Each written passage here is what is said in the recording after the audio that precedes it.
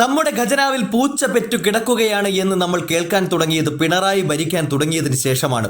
ആദ്യ മന്ത്രിസഭയിൽ തോമസ് ഐസക് ആയിരുന്നു ഖജനാവിന്റെ കാവൽക്കാരനായ ധനമന്ത്രി. അന്ന് സത്യപ്രതിജ്ഞ കഴിഞ്ഞ തൊട്ടടുത്ത മണിക്കൂറിൽ തന്നെ തോമസ് ഐസക് പറഞ്ഞത് മുണ്ട് മുറുക്കിക്കോളൂ, ഖജനാവ് കാലിയാണ് എന്നാണ്.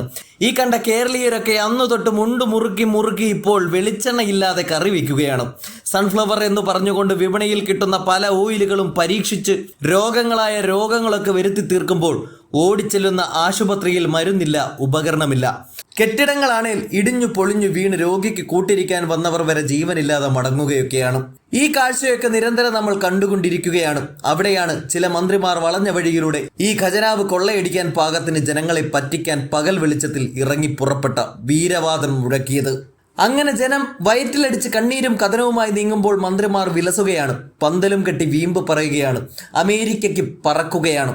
എന്നാൽ ഇന്നിപ്പോൾ അതിനുമപ്പുറത്തെ ചില കളി കളിച്ചുകൊണ്ട് ഖജനാവിൽ കൈയിടാൻ നോക്കിയ മന്ത്രിയെ ഇപ്പോൾ ഷാഫി പറമ്പിൽ വലിച്ചു പുറത്തിടുകയാണ്.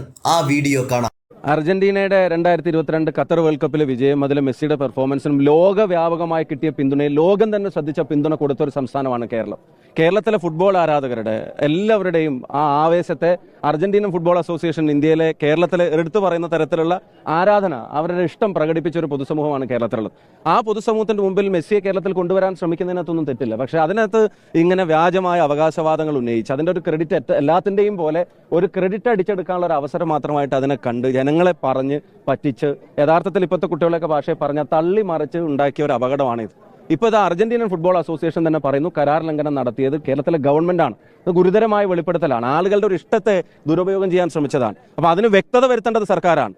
അർജന്റീനൻ ഫുട്ബോൾ അസോസിയേഷൻ വ്യക്തമാക്കി, അവരുടെ മാർക്കറ്റിംഗ് ഹെഡ് വ്യക്തമാക്കിയ കാര്യത്തിൽ അവിടെ ആരോപിച്ചിട്ടുള്ള കാര്യങ്ങളെ സംബന്ധിച്ച് വ്യക്തത വരുത്തേണ്ടത് സർക്കാരാണ്. അങ്ങനെ കരാർ ലംഘനം സർക്കാരും അതുമായി ബന്ധപ്പെട്ട ഭാഗത്താണ് ഉണ്ടായതെങ്കിൽ പിന്നെ ഖജനാവിൽ നിന്ന് ഈ പണം ചെലവഴിക്കേണ്ടിയിരുന്നില്ല. ഖജനാവിന് ഒരു നഷ്ടം ഇല്ലാന്ന് പറഞ്ഞാണ് തുടങ്ങിയതെങ്കിൽ ഇപ്പോൾ അതിന്റെ മുഴുവൻ കണക്കുകളും പുറത്തു വന്നു. അങ്ങനെ സർക്കാരിന്റെ വീഴ്ച കൊണ്ടാണ് അതില്ലാതായതെങ്കിൽ അതിന് വ്യക്തത വരുത്തണം. ആ വ്യക്തത വരുത്താൻ കഴിയാത്ത പക്ഷേ പൈസ തിരിച്ചടക്കാൻ CPM തയ്യാറാവണം, ഖജനാവിലേക്ക് തിരിച്ചടക്കാൻ തയ്യാറാവണം. കാരണം ഇവരുടെ വീഴ്ച കൊണ്ട് പിന്നെ ഒരു തടസ്സം നേരിട്ടതാണെങ്കിൽ മെസ്സി കേരളത്തിലേക്ക് വരണം എന്ന് ആഗ്രഹിക്കുന്നുണ്ട് ഫുട്ബോൾ പ്രേമികൾ. അവരുടെ ആഗ്രഹത്തെ പൊളിറ്റിക്കലി മിസ്യൂസ് ചെയ്യാൻ പാടില്ലായിരുന്നു.